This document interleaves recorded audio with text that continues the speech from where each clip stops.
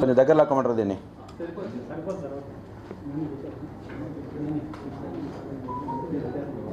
Hello hello yeah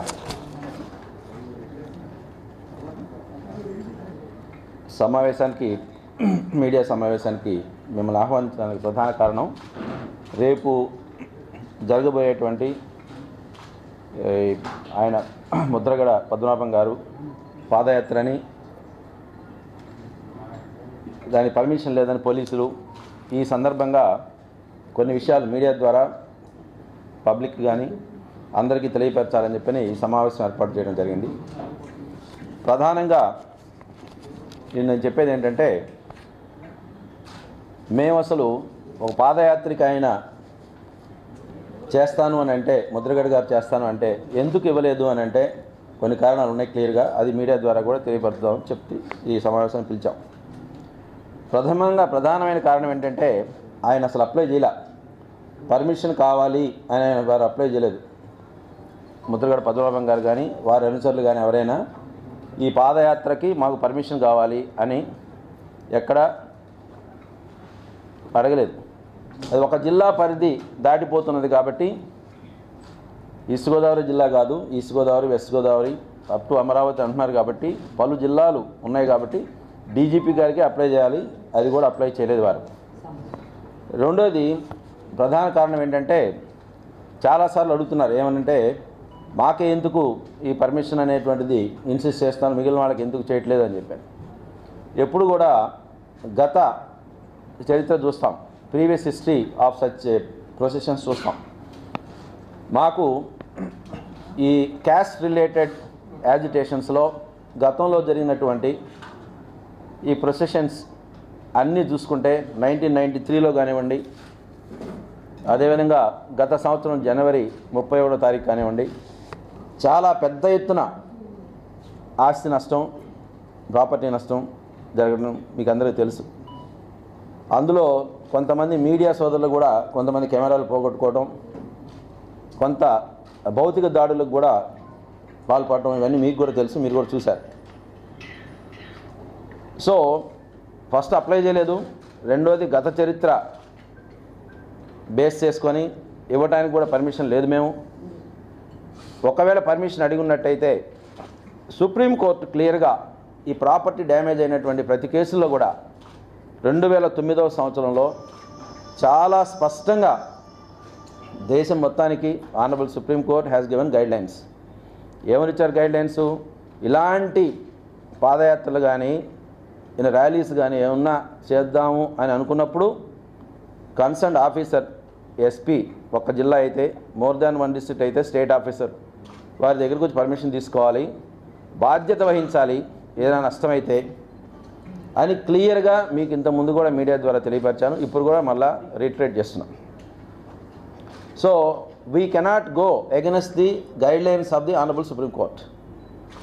ఒక పక్కన డ్యామేజీ 60-70 కోట్ల డ్యామేజీ గత సంవత్సరమే జరిగినప్పుడు మేము మరలా ఏమీ కాలేదులే అని చెప్పని అడగకపోయినా పర్మిషన్ ఇవ్వడం అనేది కరెక్ట్ కాదు, సబబు కాదు. కాబట్టి అందరూ పిలుపునిచ్చి పాదయాత్రకు రమ్మని ఎవరికైతే పిలిపించారో అందరూ కూడా తెలుసుకోవాల్సింది ఏంటంటే, ఈ యాత్రకు పర్మిషన్ లేదు, దయచేసి మీరు ఆనరబుల్ సుప్రీంకోర్టు గైడ్లైన్స్ని కూడా ఫాలో అవ్వండి. ఎవరు ఫాలో అవ్వకపోయినా అది లాకి, చట్టానికి వ్యతిరేకం అవుతుంది, విచ్ ఇస్ నాట్ కరెక్ట్. తర్వాత ఈ సందర్భంగా సొసైటీలో కొంత డిస్టర్బెన్స్ తీసుకురావాలని కొంతమంది నాయకులు అదే రోజున అంటే 26 అంటే రేపే 26 జూలైనే అన్ని పోలీస్ స్టేషన్స్కి లే సీజ్ అనే కార్యక్రమం ఇచ్చారు. ఏదో కారణం పెట్టి ఈ లే సీజ్ అనే కార్యక్రమం అంటే 26నే పోలీస్ స్టేషన్లు అందరూ బిజీగా ఉంటారు, మనం ఏదో చేయొచ్చు, మన వంతు మన డ్యామేజో లేకపోతే ఏదో ఒక piece order related problem create చేయొచ్చు అన్న ఉద్దేశంతో 26న కొంతమంది లే సీజ్ కార్యక్రమం ఇచ్చారు. మేము వీటికేమీ భయపడేది లేదు, వెనక్కి తగ్గేది అసలు లేదు. మా ప్రాపర్టీస్ని ఎట్లా ప్రొటెక్ట్ చేసారో మాకు తెలుసు. I'm appealing to all the people through media, ముఖ్యంగా కాపు యువతకి, అదేవిధంగా దళిత యువతకి కూడా, సోదరులకు కూడా చెప్తున్నాను, ఇది కరెక్ట్ కాదు. కాల్ ఇస్తుంటారు, కానీ ఇచ్చినప్పుడు ఒక కాజు ఉండాలి, దానికి ఒక పద్ధతి ఉండాలి. సెక్షన్ 30 ఇండియన్ పోలీస్ యాక్ట్ ప్రకారం, 144 సిఆర్పిసి ప్రకారం కొన్ని ప్రోబిటరీ ఆర్డర్స్ ప్రొమల్గేట్ చేసినప్పుడు అందరూ దాన్ని ఫాలో అవ్వాల్సిన బాధ్యత ఉంది. There are many court directions where law and order అనేటువంటిది డొమైన్ నాలెడ్జ్ పోలీసుకి, కాబట్టి వాళ్ళు ఏం చెప్తారో చేయాలని చెప్పాను. కాబట్టి వితండంగా మేము వ్యతిరేకంగా పోతాము అని ముందుకు వస్తే పర్యవసానాలు చట్ట ప్రకారం చాలా తీవ్రంగా ఉంటాయి. అందుకని అందరినీ కూడా రిక్వెస్ట్ చేస్తున్నాను, not to follow the appeal given by the leaders regarding padayatra and also లే సీజ్ ప్రోగ్రామ్స్ టుమారో. జనరల్గా ఏం చేస్తారంటే కాల్ ఇస్తారు, రమ్మని చెప్తారు. మీరు తునిలో కూడా చూశారు, కొంతమంది సంఘ వ్యతిరేక శక్తులు ఆ కాంగ్రిగేషన్లో చేరతారు. ట్రైన్ తగలబెట్టడం, బస్సులు తగలబెట్టడం, పోలీస్ స్టేషన్లు తగలబెట్టడం, ఇది ఒక పెద్ద ఆనవాయితీగా తయారైపోతే ఇక చట్టాన్ని వాళ్ళ చేతుల్లోకి వాళ్ళే తీసుకోవాలనుకుంటే it's not going to be tolerated. ఒకసారి రెండుసార్లు అని కాదు, ఏదైనా కేసే. దాన్ని ఇన్వెస్టిగేట్ చేస్తారు, ఇన్వెస్టిగేట్ చేసి తగిన చర్యలు తీసుకుంటారు. సిఐడి కూడా ఇన్వెస్టిగేట్ చేసి కంప్లీట్ చేశారు. సో కొంతమంది ఎవరైతే గుర్తించబడినటువంటి నేరస్తులు ఉంటారో వాడి మీద చర్యలు కూడా తీసుకుంటాం. ఈ విధంగా ఒక మీటింగ్ అనో ఒక యాత్రనో చెప్పి 1993-94లో కూడా ఇదే జరిగింది. ఎక్కడ పడితే అక్కడ ఆర్టీసీ బస్సులు, ఎక్కడ పడితే అక్కడ ఎండిఓ ఆఫీసులు, ఎక్కడ పడితే అక్కడ ఎంఆర్ఓ ఆఫీసులు తగలబెట్టి ఒక సర్కిల్ ఇన్స్పెక్టరు వెపన్ కూడా లాక్కున్నారు. ఇప్పటివరకు అది రికవరీ కూడా కాలేదు. సో ఒక సమాజంలో చట్టం అనేటువంటి దానికి గౌరవం లేకపోతే, విచ్చలవిడితనం కనుక ప్రబలి ఎక్కువైపోతే అందరికీ నష్టం, మాకే కాదు సొసైటీలో ప్రతి వ్యక్తికి నష్టం, మీకు నష్టం. So I'm requesting all the youth not to pay attention to what their appeal is. So stay away from all such violent incidents. So ఏదో కేసులు కట్టారు, ఏం యాక్షన్ తీసుకోవట్లేదు, మరలా కేసులు కట్టారు, ఏం యాక్షన్ తీసుకోవట్లేదు, మరలా కట్టారు, ఏం కావట్లేదు అనేటువంటి భావన వస్తే మాకు కూడా ఇబ్బందే. అందుకని ఏంటంటే మేము కూడా ఏం చేస్తున్నామంటే ఏ ప్రాపర్టీ డ్యామేజ్ అయినా, ఎటువంటి నేరం చేసినా షార్టెస్ట్ పాసిబుల్ టైంలో we will arrest the accused and take action as per law. ఎటువంటి పరిస్థితుల్లో కూడా ఉపేక్షించేది లేదు. దయచేసి అర్థం చేసుకోండి, law has a long arm, it is strict, it is enforceable. So దయచేసి మీరు వీటందరూ కూడా అర్థం చేసుకోవాలని చెప్పి I'm appealing to all of you. కొన్ని యాక్ట్స్, కొన్ని నేరాలు ఎలా ఉంటాయంటే సెంట్రల్ యాక్ట్స్ పరిధిలోకి వస్తాయి. ఫర్ ఎగ్జాంపుల్ రైల్వే ప్రాపర్టీస్ కానివ్వండి, రైల్వే ట్రాక్స్ మీద ట్రైన్స్ నాపడం కానివ్వండి, ఇవన్నీ కూడా రైల్వేస్ యాక్ట్ చాలా stringent act. Provisions are very stringent. They have separate courts ఉన్నాయి వాళ్ళకి. సపరేట్ కోర్ట్స్ ఉన్నప్పుడు ఆ కోర్ట్స్లో యువత తెలియసో తెలియకుండానో ఒక ఉద్వేగానికి లోనై పొరపాటున ఇలాంటి చర్యల్లో పాల్గొనుంటే భవిష్యత్తు రేపు పొద్దున్న దెబ్బతింటుంది. దయచేసి దీన్ని అర్థం చేసుకోండి. ఇది కరెక్ట్ పద్ధతి కాదు. ఏదో ఒక యాత్ర పేరు, ఒక ర్యాలీ పేరు, ఒక మీటింగ్ పేరు పెట్టి ఒక సోషల్ ఆర్డర్ని డిస్టర్బ్ చేయడం అనేటువంటిది కరెక్ట్ కాదు. I'm requesting all of you not to participate in such appeals and calls.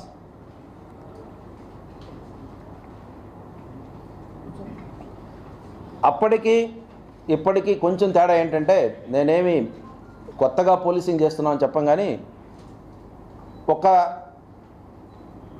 ఒక స్టేజ్లో, ఒక దశలో కేసులు కడతారు, ఏమీ చేయరు, మరలా కడతారు, మరలా ఏం చేయరు అనేటువంటి ఒక భావన కనుక వాళ్ళకి వస్తే సొసైటీ విల్ బీ రెస్ట్లెస్. ఎవరంటే ఏం చేస్తారు, ఏం కాదులే నాకని చెప్పిన, అలాంటిది కాదు. We're very serious this time. Any damage to public property, we will not only register a case, we will expeditiously investigate, arrest the accused and remand them. So there is a difference. Kindly understand.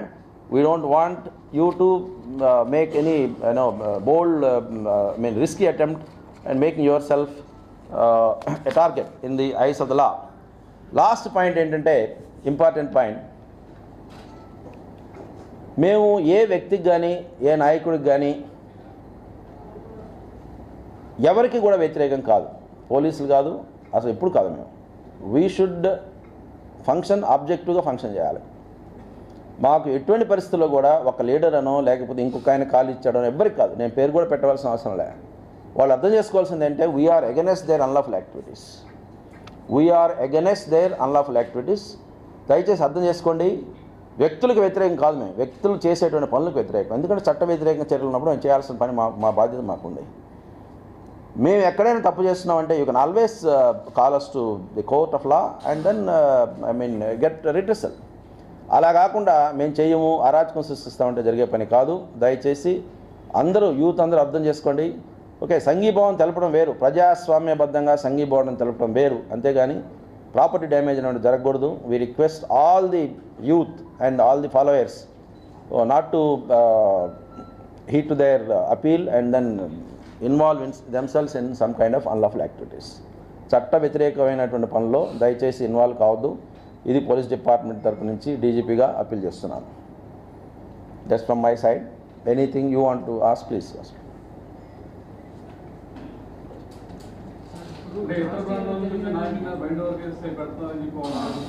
Yeah, you are right, 100% right.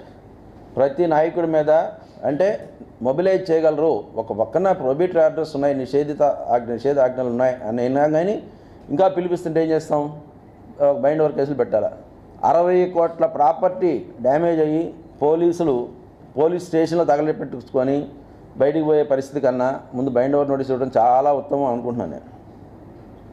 Much better. ఒకటండి, ఎక్కడ కూడా మేము తప్పు చేయము. నేను పొద్దున కూడా ఉదయం కూడా టెలికాన్ఫరెన్స్లో చెప్పాను, మా ఎస్పీస్ అందరికీ చెప్పాను, ఎక్కడ మన వైపున తప్పు చేయకూడదు. ఎందుకంటే వాళ్ళు దేనికోసం చేస్తున్నారు అనేటువంటి దాని నేను విశ్లేషించను. ఎందుకంటే అది పొలిటికలా ఇంకో నాన్ పొలిటికలా, I'm not part of that. I'm only interested in maintenance of order. బయటకు వస్తే చెప్తాం, అయ్యా మీకు పర్మిషన్ లేదని చెప్తాం. ఇంట్లోకి వెళ్ళిపోతారని అనుకుంటున్నాం. We believe that he obeys the law and follows the instructions. వెళ్ళటానికి వీళ్ళది కాదు, లిమిటెడ్గా పంపిస్తున్నాం. వాళ్ళు వచ్చిన తర్వాత వేరే వాళ్ళని పంపిస్తున్నాం. We're sending people 5, 10, 20. You want to go. After the work is over, come back. Congregation we will not allow.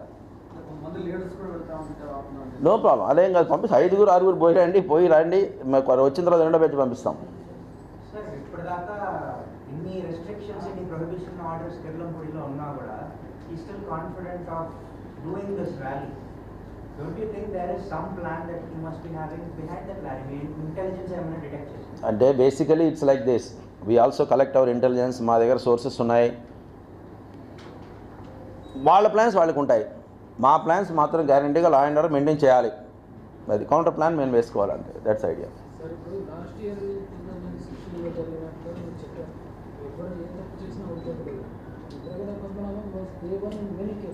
Yes. Yeah.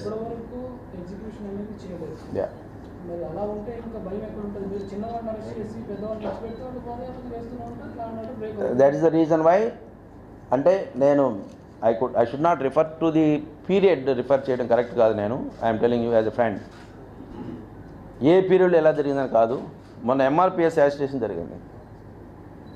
Within 1 వీక్లో 70 మంది ఎవరైతే సంఘ వ్యతిరేక చర్యలు పాల్పడ్డారో వాళ్ళని అరెస్ట్ చేశాం.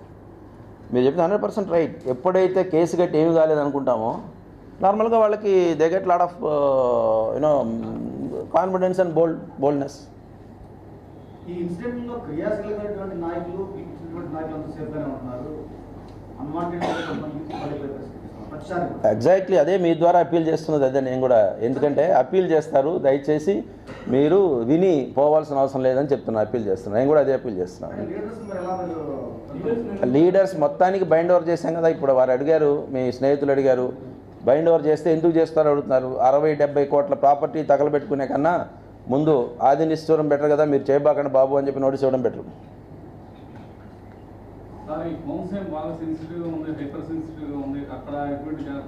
ఎక్కడమ్మా?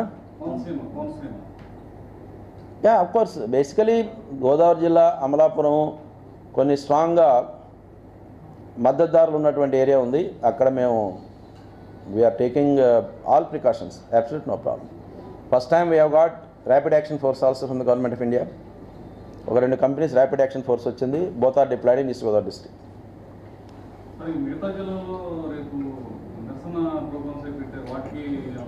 సో ఒకటండి, ప్రజాస్వామ్యబద్ధంగా మీరు ఏం చేసుకున్నా మాకే ప్రాబ్లం లేదు.